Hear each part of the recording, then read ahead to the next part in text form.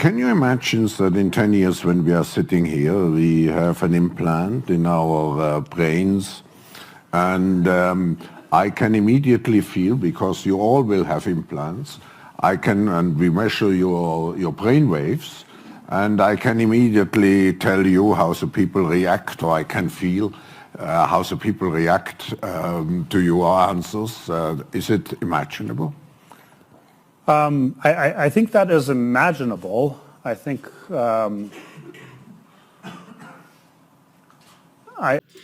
Okay, folks, so we have here Amazon has this type of high-tech grocery store called, and they use the technology in it for like self-checkout. There's no cashiers. I think there's no kiosks. I don't really know exactly all the details of it, but they were like, it's totally AI run by AI technology.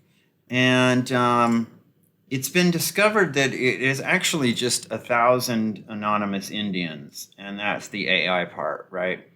So Amazon, so Business Insider, a couple of places, I mean, mainstream legacy media has actually reported this too. So it says Amazon's Just Walk Out technology, that's what it's called, had a secret ingredient.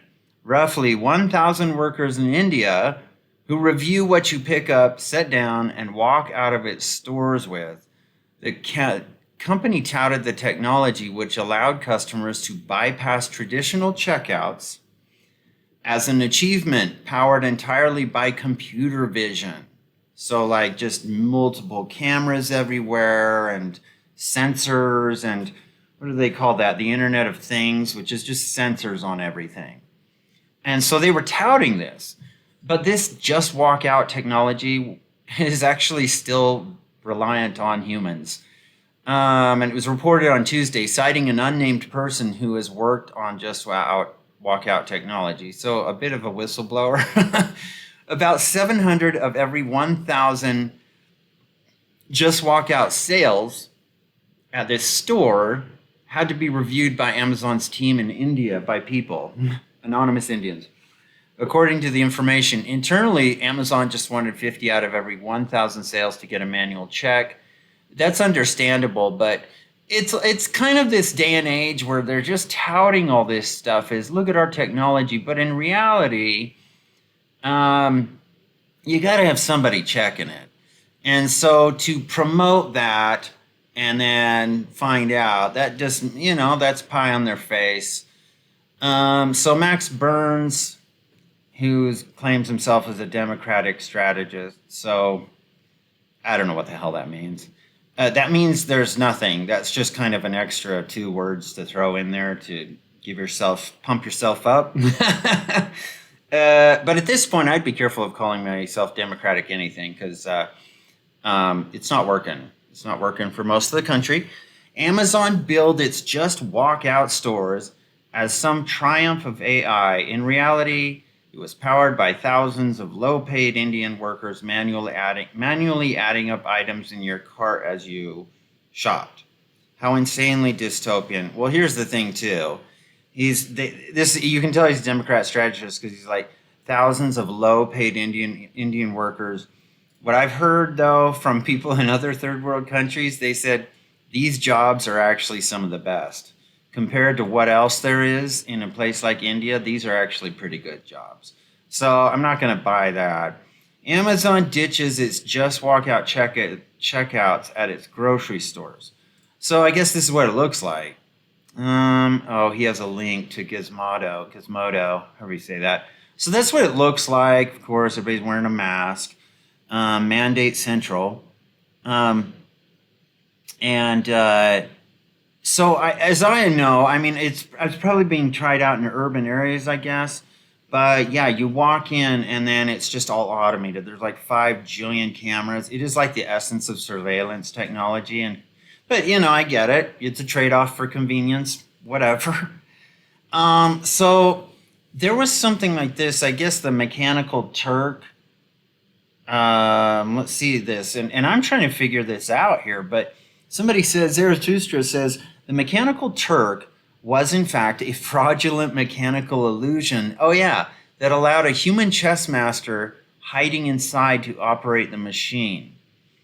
So it's yeah, the Mechanical Turk, also known as the automaton chess player, or simply the Turk, was a fraudulent chess-playing machine constructed in 1770, which appeared to be able to play a strong game of chess against a human opponent. For 84 years, it was exhibited on tours by various owners as an automaton. The machine survived and continued giving occasional exhibitions until 1854, when a fire swept through the museum where it was kept, destroying the machine. Afterwards, articles were published by a son of the machine's owner revealing its secrets to the public, that it was an elaborate hoax suspected by some but never proven in public while it still existed. And that's, if you don't know, I guess this is what it looks like. And that's what it looked like. Was this kind of, and there was some little dude in there, and they put a powdered wig on this little guy. I don't know if it's like a midget. They put him in there, and then they would play chess against an opponent, right? I guess. And they'd be like, wow, look at this automaton. Look at this machine that's playing. And then it was poof. It was just, it was fake. It was fake. And so that's kind of indicating, of course, to these type things where you're sitting there going, wow, there's all these cameras watching me, and there's computer technology that's going, based on our 500 cameras and all this stuff, we can confirm that this is what they bought, I guess. And there you go. The AI technology does that, I guess, and confirms that you bought what you bought, and that I don't quite understand. Somebody said, I had no idea. Glad it's failed anyway. People need people. Hence, some UK supermarkets are getting rid of automatic cashiers too.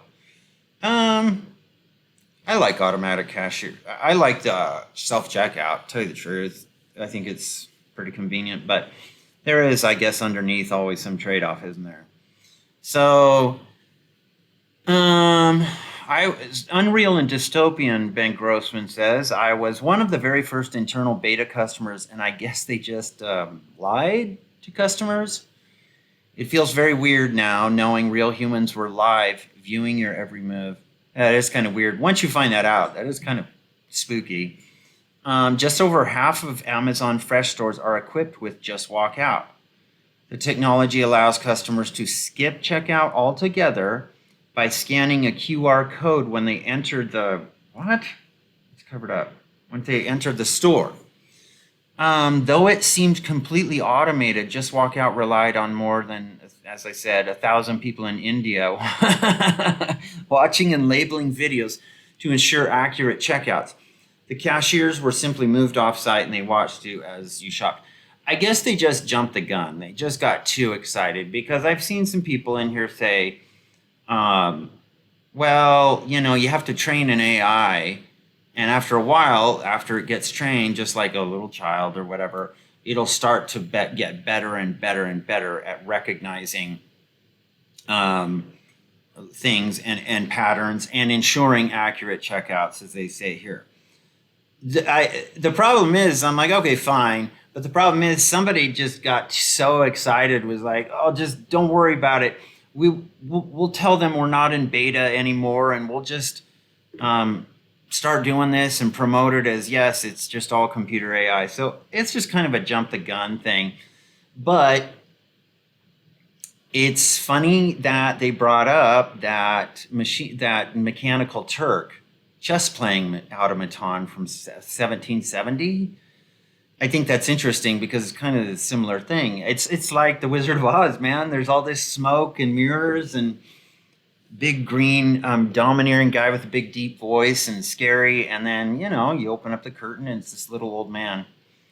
I still think that's one of the best metaphors in a movie I've ever seen, actually, is from Wizard of Oz. An amusing working assumption is outsourcing projects often means building things Americans would find unethical or consider illegal. The story doesn't help with that assumption. Slave labor by other means, I guess, but I have heard, again, people from India who've said these are actually good jobs for people like us. So regardless of what you think over there, like in the United States or Europe or wherever, it's kind of a different perspective. And am I saying it's right or wrong? I don't know. I'm just saying I saw that once in a comment, and I thought that's actually a good comment, because we like to determine like things whether they're right or wrong now, but we also have to go, well, wait a second. What about the people there? They may have just a different perspective on it, you know? And this dude, Aaron Erickson, says that's not what they did. They were labeling data for reinforcement learning, which is how many ML apps are built. Be mad if you want that other countries have lower labor rates, but it isn't new or dystopian anymore. Having a plant or building a car in Mexico is. I kind of agree. Again, of course, they're doing reinforcement learning here. That's another word for it. But they just advertised it like, okay, we're out of beta mode. Come on in, and it's all automated. You know?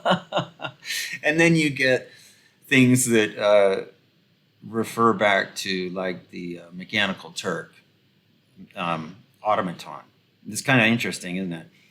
It is until it isn't. Remember Ask Jeeves? I remember Ask Jeeves. I think Amazon built it this way because they thought by now they would build or buy something they wanted. Turns out it's tougher than it looks. Hot dog, no hot dog. That's interesting. So remember Ask Jeeves? I do. Is it still around? And I don't understand what Ask Jeeves was built on. AskJeeves.com. No information is available for this page. Oh, here it is. Ask Jeeves. So what do I don't get it here. What do they do? Like you just go, how do I build a fence? Okay, let's just put something boring in there. And all these results. Okay, so is it just a search? It's just a search engine. That's it, right? I guess that's it. But I don't know if it promoted itself as some like. Why did Ask Jeeves fail? However, the platform ultimately failed because of the pivot from a question and answer platform to a search engine. Ask Jeeves entered the industry at walking speed while players like Google were already sprinting. Yeah, thanks to the Department of Defense funding. Yeah, Google didn't do it on its own. They didn't do it through a capitalist means. They relied on government funding and subsidies to get where they were.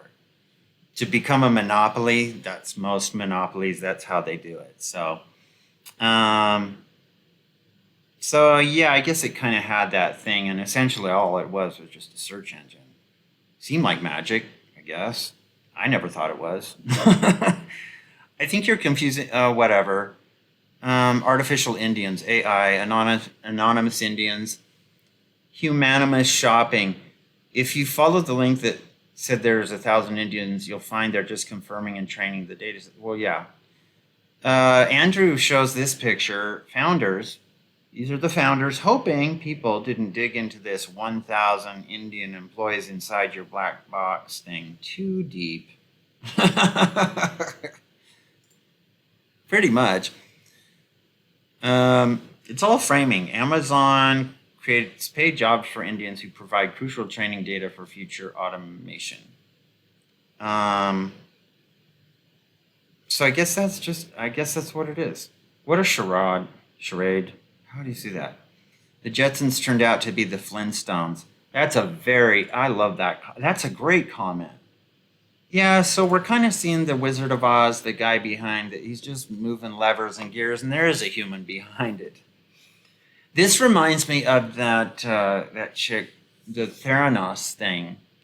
You know, that was touted as this high technology. See, I'll show you. I'll show you what I'm talking about. Some of you remember Theranos. That was that woman who thought she was like a Bill Gates type. And she was Elizabeth Holmes was her name, and she's kind of a sociopath. Like, She's really got troubles. And I think she's in jail now. And she was like, we've got this new technology that takes your, you can go into any, I think it was a CVS or a Walgreens, and you can go to this machine and it will take your blood and give you all types of results, like biometric test results, and about what's in your blood, I guess, like your health, your vitamin D levels, your potassium levels, stuff like that. And it was fake. It wasn't. It was all just a fake. Let's see, Elizabeth Holmes. So this is kind of a similar thing. If you know about that, this reminds me of that. Elizabeth Holmes. See, she was. Here it is. Yeah. Okay, Theranos. Theranos founder and CEO in 2003, and now she's in jail. Because this machine, it was supposed to be this high-tech thing and all this stuff, like it immediately gave you test results, I think. But it actually was, it didn't really work. It really didn't work at all. And she really wanted to be one of these next soulless tech giant CEOs. And find your double. Yeah, it shows Elizabeth Holmes slowly evolving into Mark Zuckerberg. Kind of another soulless. She has those eyes, those dark eyes, like the black pupils that are just like, oh, like a lizard or a shark, I guess. Yeah, because that's what she did. Trying to find some information here. Yeah, okay, so here's what it is. Elizabeth Holmes was the CEO of Theranos, which set out to use a tiny drop of blood to test for a huge range of diseases, but was a scam. I'm not sure I can watch much more of this documentary called The Dropout. I think it's a documentary, maybe, about this whole thing. I'm not sure I can watch much more. She's so monumentally childish and irritating. She really did. She was like, I am the next Steve Jobs. At NPR, I remember they vaunted her too. They were like, well, even though she may have done this stuff, do you still think it's sexist? And I'm like, she got caught committing fraud. End of story. But they can't help themselves. They have to, I don't know, shill a narrative all the time. So it is there. The next Steve Jobs, 8 women who could own the future. Remember that? The future is female that was really being pushed back in the day. And now we're seeing transgenders like dominate women's sports. Yeah, that didn't work out. So anyway, you get the point. And essentially, yeah, they touted it as 1,000 Indian workers. If you just would have told people, like, it's okay. But these companies now, they're getting to this point. They're like, technology is so amazing. Kind of like the video that I showed at the first. That clip always kills me because Klaus Schwab, the strange Dr. Evil that he is, just gets all giddy and excited about controlling and dominating humans. And he's like, wouldn't it be amazing if we could read your thoughts and I could know what you're thinking, all of you? And that IT guy who actually works in the industry, it tells you how much cognitive dissonance there is between someone who is this self-declared anointed elitist, Klaus Schwab, and then he's talking to a guy who actually works in the industry, like high tech. And that guy was like, well, it's a little more complicated than that. You still have to have some people involved and a little bit of human oversight to train the AI. So I don't know. His wet dream about Skynet, I don't know. It's not here yet, bud. So anyway, and I could care less about that stuff. I do care. I just don't care about Klaus Schwab because he would rather see you 6 feet under any day. As long as we could turn you into Soylent Green. That's his outlook on life.